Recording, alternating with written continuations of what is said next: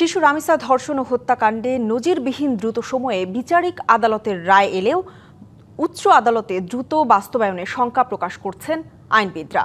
তাদের মতে সুপ্রিম কোর্টে মামলা জট ও বিচারক সংকটের কারণে বহু গুরুত্বপূর্ণ মামলার চূড়ান্ত নিষ্পত্তি আটকে আছে। এমন বাস্তবতায় রামিসা হত্যা মামলার রায়ও দ্রুত কার্যকর হবে কিনা তা নিয়ে রয়েছে সংশয়। মনে আছে এই মাদ্রাসা ছাত্রী নুসরাত জাহান রাফির কথা? 7 বছর আগে ফেনীর সোনাগাজীতে পুড়িয়ে হত্যা করা হয় তাকে। দেশজুড়ে আলোড়ন তোলা সেই ঘটনায় একই বছরের 24 অক্টোবর 16 জনকে মৃত্যুদণ্ড দেয় নারী ও শিশু নির্যাতন দমন ট্রাইব্যুনাল। কিন্তু বহুল আলোচিত সেই মামলার রায় এখনও কার্যকর হয়নি। চূড়ান্ত বিচার এখনও আটকে আছে উচ্চ আদালতে। একই চিত্র দেখা যাচ্ছে আরেকটি নৃশংস ঘটনায়, মাগুরার শিশু আসিয়া হত্যা মামলায়। গেল বছর 3য় শ্রেণীর এই শিক্ষার্থীকে ধর্ষণের পর হত্যা করা হয়। দ্রুত তদন্তের পর দ্রুত বিচারে প্রধান আসামি হিটু শেখকে মৃত্যুদণ্ড দেয় বিচারিক আদালত। তবে উচ্চ আদালতে বিচারিক প্রক্রিয়া চলমান থাকায় সেই রায় এখনও কার্যকর হয়নি।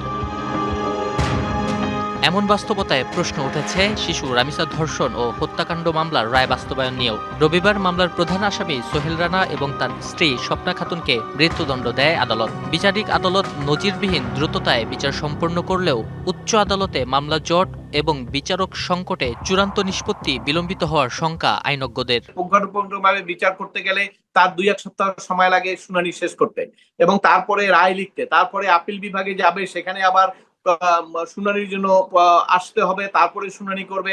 যে মামলাগুলো শুনানির জন্য অলরেডি আছে সেগুলোর নিশ্চয়ই পরে আপনি শুনানি করতে চাইবেন, কারণ আগে তো আর আপনাকে কোর্ট দিবে না। এদিকে নারী ও শিশু নির্যাতন মামলার শুনানির জন্য হাইকোর্টে গঠন হচ্ছে বিশেষ বেঞ্চ, যার কার্যক্রম শুরু হবে আগামী রবিবার থেকে। তবে এই বেঞ্চ কত দ্রুত বিচার নিশ্চিত করতে পারবে সেই প্রশ্ন তুলছেন আইনজীবীরা। আমি ভরসা রাখি হিরন স্মার্ট ওয়াটার পিউরিফায়ারে। স্পেশাল বেঞ্চটা যেহেতু ওই ম্যাটারগুলো নিয়ে করেন, তখন কিন্তু ওই ম্যাটারগুলো তাড়াতাড়ি হওয়ার সম্ভাবনা আছে। নারী শিশু নির্যাতন দমন আইনেও কিন্তু মামলা কম নাই। একটা স্পেশাল বেঞ্চ মানে হচ্ছে 2 জন বিচারপতি বিচার করবেন, তাহলে তারা তো আসলে হিউম্যান বিং।